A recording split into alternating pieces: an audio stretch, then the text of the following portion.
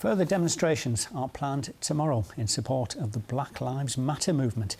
And the Newcastle Eagles basketball star Lasker grew up in Houston, Texas, the same American city where George Floyd, the black man who died while being arrested, lived most of his life and was buried earlier this week. Well, Drew has been sharing his own experiences of racism with our reporter Andrew Hartley.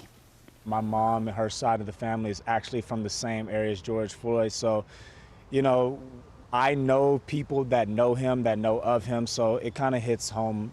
What's his name? George Floyd! What's his name? George Floyd! I think the biggest difference is that the type of people that we are as Americans and the type of people that Brits are. You know, Brits are more reserved, whereas America, they're more boisterous, they're out there. And that's the same thing with racism in America.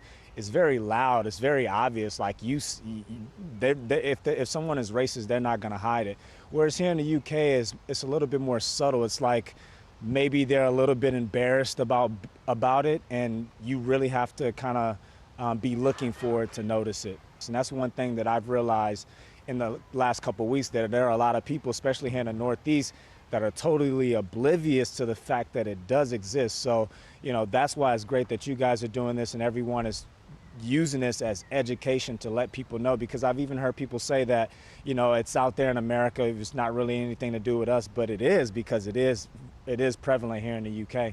Do you believe now that the Black Lives Matter movement will make a difference? I think the main reason why it's different this time is because we have the support of the white community.